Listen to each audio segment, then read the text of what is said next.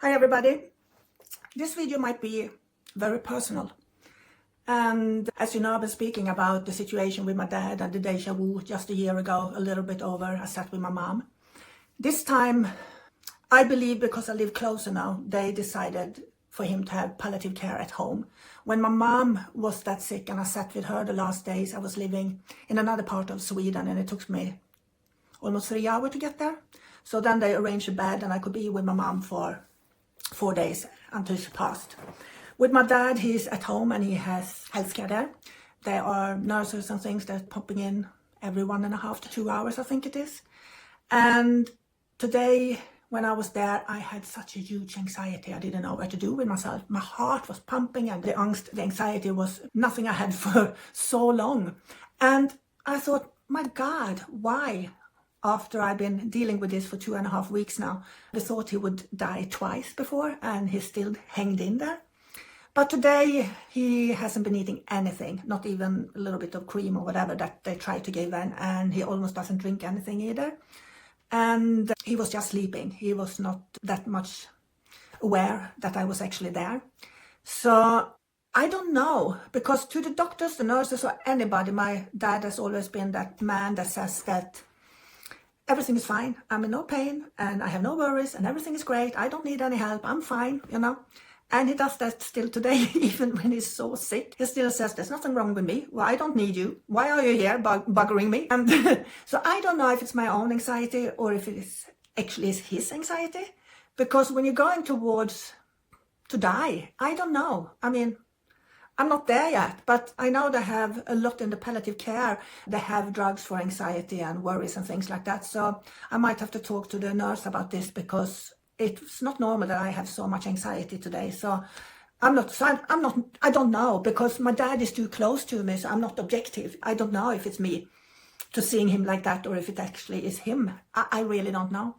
But anyway, so today we're doing Journey with Mia. And I had an idea, because if I'm in the state I am now and I want to see a medium, I would not like a spiritual assessment, because I can't care at the moment when I'm sitting in that situation I am, where my journey is taking me with my mediumship and everything, blah, blah, blah.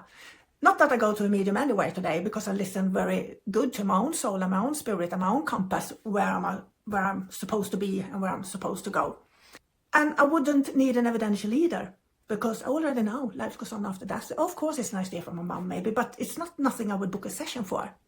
If I would book a session today, it would be to a good medium with a lot of compassion, who sees me, who maybe understands me and can see the little things where I try to be too strong or where I try to cover up a lot of things. Because I always say, self-awareness and all honor, I'm the biggest liars to myself, because of the animal instinct, which I speak so much about, because that is our greatest survival instinct that we have. And it also looks for safety and security all the time.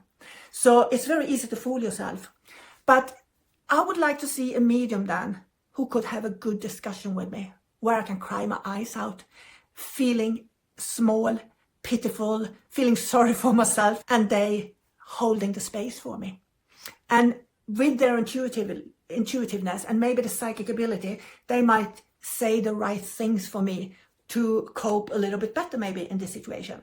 It's just not in my situation. I think a lot of time when I have my mentorship for 1.5 hours, we have a good discussion with the clients and I get into them, I see them, I feel them, I understand them, I hear them.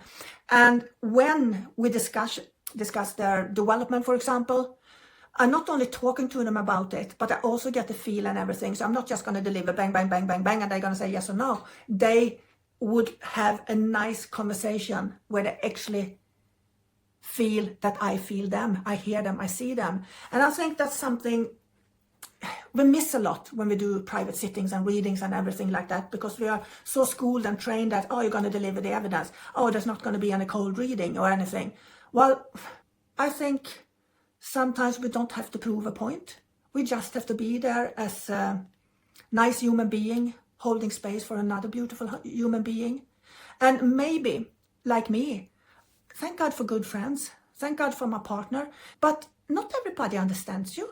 And sometimes we don't have anyone to open a heart for, to talk freely with, where we can let the barriers down and we can be vulnerable. And I think that's something we need more of, because there's so much psychological problems today, health-wise and with the psyche and everything. There's so much today with the internet and media and all the influencers and everything. And you see how the young people today are living more in front of the screen, and how to be than actually being alive in the moment. And I believe that we need people who sees the soul, who sees the sensitivity in them, to understand purpose on earth, on life, so to speak, not just work with your mind.